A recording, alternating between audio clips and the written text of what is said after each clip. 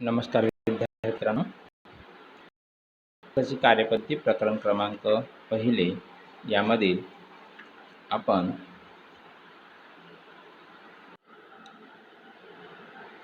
भांडवल आवश्यकता capital requirement बघत होते. हे पाहत असताना आपण त्यामध्ये स्थिर भांडवल, फिक्स कॅपिटल, त्यानंतर स्थिर भांडवलाच्या आवश्यकतेवर परिणाम करणारे जे विविध घटक आहेत त्यांचा अभ्यास केला होता. तर आज आपण खेळते भांडवल, कार्यकारी भांडवल, त्याला वर्किंग कॅपिटल असे म्हणतात, याचा आपण स्टडी करणार आहोत. आता दैनंदिन व्यावसायिक कार्य पार पाडण्यासाठी आवश्यक असणाऱ्या भांडवलास खेळते भांडवल असे म्हणतात. भांडवलाची आवश्यकता आपण जर लक्षात घेतली तर प्रवर्तकांना व्यवसायाचे जे कार्य आहे ते सुरळीत पार पाडण्यासाठी आवश्यक अशा निधींचा अंदाज घ्यावा लागतो. व्यावसायिक करण्यासाठी आवश्यक जो कच्चा माल आहे त्याचा साठा करण्यासाठी आपल्याला निधीची गरज असते. तयार उत्पादित वस्तूंचा जर पुरेसा साठा राखून ठेवायचा असेल तर त्यासाठी आपल्याला भांडवलाची गरज असते. प्रत्यक्ष व्यवहार करताना वस्तू रोखीने किंवा उधारीने विकल्या जातात. उधारीने विकलेल्या वस्तूंची रोख रक्कम लगेच परत येत नाही. उधार मालाचे येणारे जे मूल्य आहे, अमाऊंट रिसिवेबल, व्यवसायामध्ये परत जमा होईपर्यंतच्या कालावधीमध्ये निधीची व्यवस्था करावी लागते. तसेच कारखान्याचे खर्च भागविण्यासाठी रोकड आवश्यक असते. अनिश्चितता हे व्यवसायाचे वैशिष्ट्य असल्याने अपेक्षित प्रतिकूलतेसाठी रोख रक्कम राखून ठेवणे जरुरीचे असते.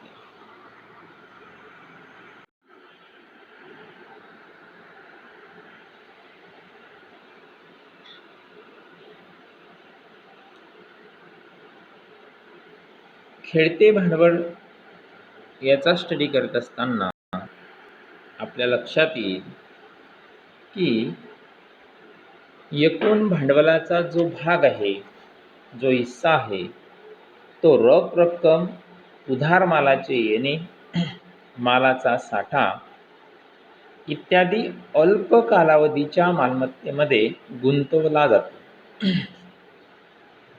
त्या भांडवलाच्या भागाला आपण खेळते भांडवल असे म्हणतो. जर आपण बघितलं की व्यवसायाचे जे दैनंदिन कार्य आहेत सुरळीत चालवण्यासाठी आपल्याला खेळत्या भांडवलाची विनियोग केला जातो. जस्टन बर्ग या विचारवंताने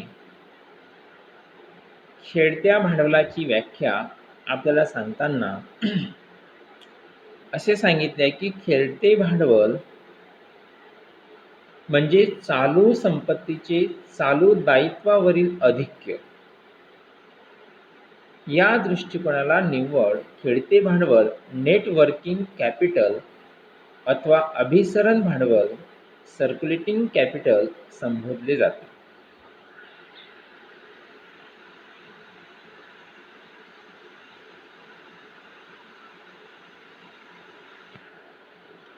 दुसरी महत्त्वाची व्याख्या आहे की एक जे.एस. मिल यांच्या मते एकूण चालू मालमत्ता म्हणजेच व्यवसायातील खेळते भांडवल.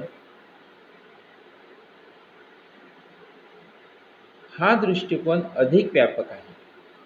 या सर्व चालू मालमत्तेचा समावेश आहे. याला एकूण खेळते भांडवल असे म्हटले जाते.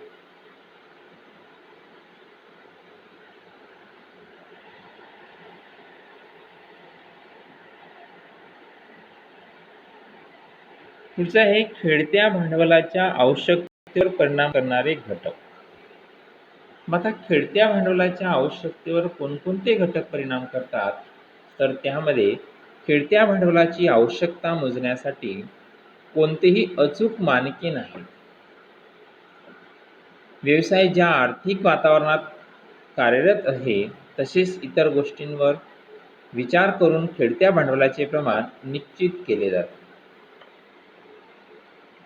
खेळत्या भांडवलावर परिणाम करणारे जे घटक आहे त्यामध्ये व्यवसायाचे स्वरूप, व्यवसायाचे आकारमान, विक्रीचे प्रमाण, उत्पादन चक्र, व्यापारी चक्र, खरेदी व विक्रीच्या अटी, उधारीवरील अंकुश, प्रगतीचा व विकासाचा वेग, व्यवस्थापनाची कुवत आणि बाह्य घटक. खेळत्या भांडवलाच्या आवश्यकतेवर परिणाम करणाऱ्या घटकांचे आपण पुढील प्रमाणे स्पष्टीकरण करता येईल. पहिले जे आहे व्यवसायाचे स्वरूप. दैनंदिन वापराच्या आवश्यक वस्तूंच्या उत्पादनात गुंतलेल्या व्यावसायिक संस्थांना तुलनेने कमी खेळत्या भांडवलाची गरज भासते. कारण दायित्वाची म्हणजे लायबिलिटीजची काळजी घेण्यासाठी संस्थेत सतत व पुरेसा रोख रकमेचा ओघ सुरू असतो. त्याचप्रमाणे सार्वजनिक उपक्रमांमध्ये ग्राहकांकडून रोख रकमेचा ओघ सतत सुरू असल्या कारणाने खेळत्या भांडवलाचे प्रमाण खूप कमी असते. दैनंदिन जो व्यापार आहे त्यामध्ये जीवनावश्यक वस्तू उत्पादित करणाऱ्या ज्या व्यवसाय संस्था आहेत व सार्वजनिक उपयुक्तता सेवा संस्था यांना कमी रकमेच्या खेळत्या भांडवलाची आवश्यकता असते. कारण ग्राहकांकडून संस्थेत सतत व पुरेसा रोख रकमेचा ओघ सुरू असतो. चैनीच्या वस्तू, लक्झरी गुड्स, आपण त्याला चैनीच्या वस्तू म्हणतो, की व्यापार करणाऱ्या संस्था व वस्तूंचा तसेच सेवांचा वापर करणाऱ्या संस्था यांना जास्त रकमेच्या खेळत्या भांडवलाची आवश्यकता असते.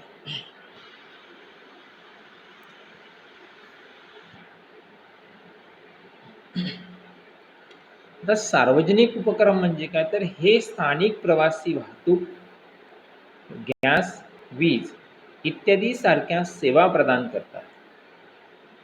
आपण बघितले की ज्या चैनीच्या वस्तू आहेत यांचा वापर असेल तर त्यासाठी मोठ्या प्रमाणावर खेळत्या भांडवलाची आवश्यकता असते. कारण ह्या वस्तूंच्या विक्रीमध्ये सातत्य नसते.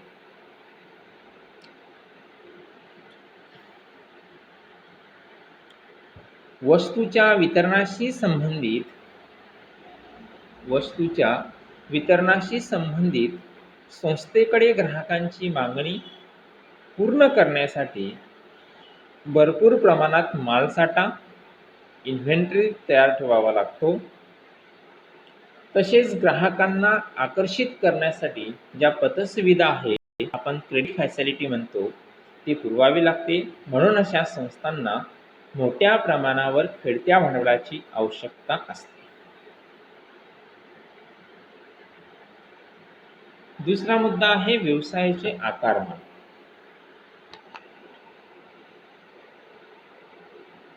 हा व्यवसायाच्या आकारमानाचा अंदाज त्यांच्या एकूण कार्यक्षेत्राच्या प्रमाणावरून ठरविला जातो. मोठ्या प्रमाणावर लार्ज स्केल व्यापारी करणाऱ्या कंपनीस खेळत्या भांडवलाची गरज असते. म्हणजे ज्या व्यवसाय संस्था मोठ्या प्रमाणावर व्यवसाय करीत असतील अशा व्यवसाय संस्थांना मोठ्या रकमेच्या खेळत्या भांडवलाची जास्त आवश्यकता असते. तथापि ज्या व्यवसाय संघटना आपला व्यवसाय लहान प्रमाणावर करीत असतील त्या व्यवसाय संघटनांना कमी रकमेचे खेळते भांडवल लागते. दुसरा आहे विक्रीचे प्रमाण. विक्रीचे प्रमाण हा सर्वात महत्त्वाचा घटक आहे. एकूण विक्रीचे प्रमाण व खेळते भांडवल यांचे एकमेकांशी थेट नाते आहे. आपण जर विक्रीचे प्रमाण वाढवले तसेच त्याच प्रमाणात खेळते भांडवलसुद्धा आपल्याला वापरावे लागते. म्हणजे खेळत्या भांडवलाची आवश्यकता व विक्रीचे प्रमाण यात प्रत्यक्ष व थेट संबंध असतो. विक्रीचे प्रमाण वाढले तर खेळत्या भांडवलाची आवश्यकताही वाढते. तसेच विक्रीचे प्रमाण कमी झाले तर त्यानुसार आपण खेळत्या भांडवलाची आवश्यकता आपल्याला कमी करता येते. पुढचं आहे उत्पादन चक्र.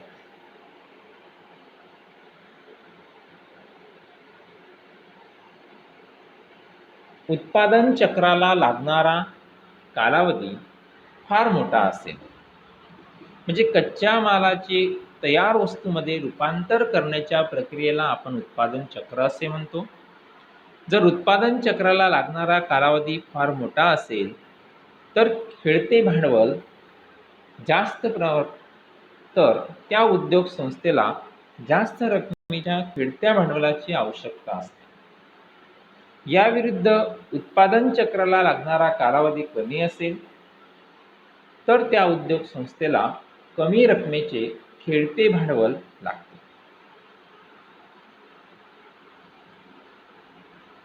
पुढचं आहे व्यापारी चक्र. जेव्हा बाजारामध्ये तेजी असते तेव्हा वस्तूच्या प्रमाणात वाढ होत असते. त्यामुळे वस्तूंचा साठा स्टॉक वाढवणे आवश्यक असते. माल साठा करून ठेवण्यासाठी जास्त गुंतवणुकीची गरज असते. यासाठी अतिरिक्त खेळत्या भांडवलाचा उपयोग करणे क्रमप्राप्त होते. याउलट जर जेव्हा मंदीचा काळ असतो तेव्हा विक्रीचे प्रमाण कमी असते. त्यामुळे खेळत्या भांडवलाची आवश्यकताही कमी झालेली असते. म्हणजे व्यापारी चक्राचा विचार करताना जेव्हा बाजारात तेजी असते तेव्हा वस्तू आणि सेवा यांची मागणी व विक्री वाढते. यासाठी उद्योजकांना वस्तू व सेवा यांचे उत्पादन आणि साठा वाढवावा लागतो. परिणामी खेळत्या भांडवलाची आवश्यकता वाढते. याविरुद्ध जर बाजारामध्ये मंदी असेल तेव्हा वस्तू आणि सेवा यांची मागणी व विक्री कमी होते. परिणामी खेळत्या भांडवलाची आवश्यकता कमी होते.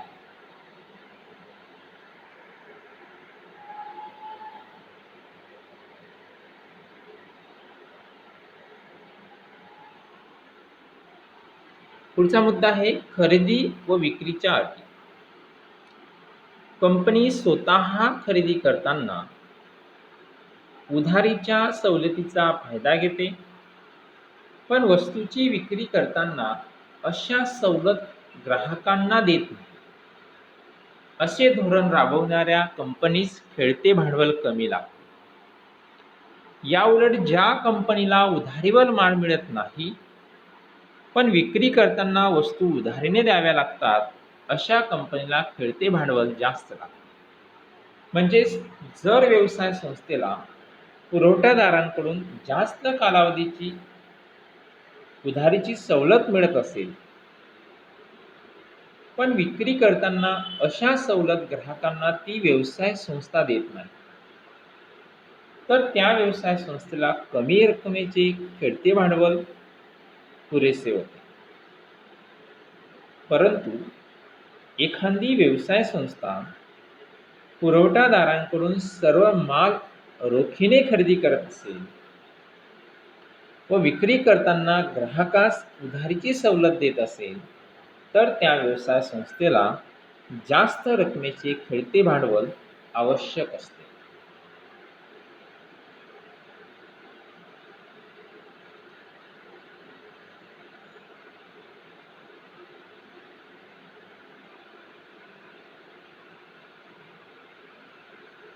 पुढचा आहे उधारीवरील अंकुश. कडक व योग्य उधारीच्या धोरणांमुळे कंपनीची आवक सुधारते व खेळत्या भांडवलाची आवश्यकता कमी असते. उधारीवरील अंकुश ठेवताना काही गोष्टींकडे लक्ष द्यावे लागते. उदाहरणार्थ उधार विक्रीचे प्रमाण, उधारीच्या अटी, वसुलीचे धोरण इत्यादी समावेश यात करता येतो. उधारीवर अंकुश ठेवण्याचे धोरण जर कठोर असेल तर कंपनीची आवक सुधारते. जर याउलट हेच धोरण जर उदार असेल तर वसुलीचा प्रश्न उद्भवतो. योग्य वेळेमध्ये वसुली नाही झाली तर बुडीत कर्जाची शक्यता असते. अशा कंपनीला खेळत्या भांडवलाची जास्त गरज असते. म्हणजे कडक व योग्य उधारीच्या धोरणामुळे कंपनीची आवक सुधारते व खेळत्या भांडवलाची आवश्यकता कमी होते. याउलट उधारीच्या धोरणामुळे बुडीत कर्जाची जोखीम वाढत असते.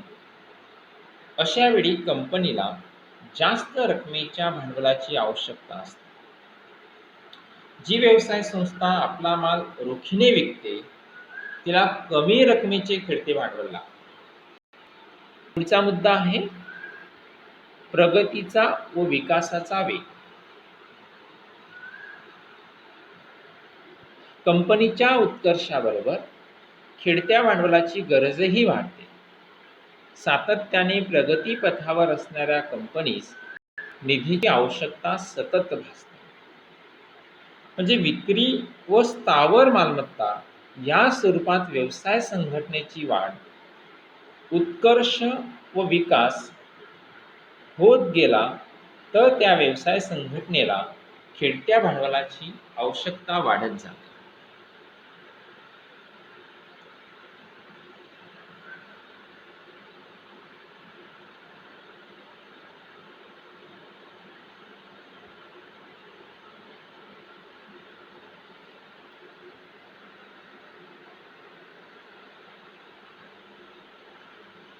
पुढचा आहे व्यवस्थापनेची कुवत. उत्पादन व वितरण यामध्ये योग्य समन्वय असेल तर खेळत्या भांडवलाची आवश्यकताही कमी असते. तसेच ज्या कंपनीस मालसाठा स्टॉक करून ठेवावा लागतो त्या खेळत्या भांडवलाची गरज जास्त असते. म्हणजे व्यवसाय संघटनेचा उत्पादन विभाग व विक्री विभाग यामध्ये जर योग्य समन्वय असेल तर त्या व्यवसाय संघटनेची खेळत्या भांडवलाची आवश्यकता कमी होते. याउलट ज्या व्यवसाय संघटनेमध्ये जास्त मालाचा साठा करून ठेवावा लागतो त्या व्यवसाय संघटनेमध्ये जास्त खेळत्या भांडवलाची गरज असते. आणि शेवटला मुद्दा आहे की बाह्य घटक. वित्तीय संस्था तसेच बँका जर जरुरीच्या वेळेत निधी उपलब्ध करून देत असतील तर खेळत्या भांडवलाची आवश्यकता ही जास्त असते. बँका व इतर वित्तीय संस्थांनी व्यवसाय संघटनेत लागणारा निधी वेळेच्या वेळी कर्जाऊ दिला तर तिची खेळत्या भांडवलाची आवश्यकता कमी होते. तर अशा प्रकारे आपण खेळते भांडवल पाहत असताना यांची व्याख्या, खेळत्या भांडवलावर आवश्यकतेवर परिणाम करणारे जे घटक आहे त्यामध्ये व्यवसायाचे स्वरूप, व्यवसायाचे आकारमान, विक्रीचे प्रमाण, उत्पादन चक्र, व्यापारी चक्र, खरेदी व विक्रीच्या अटी, उधारीवरील अंकुश, प्रगतीचा व विकासाचा वेग,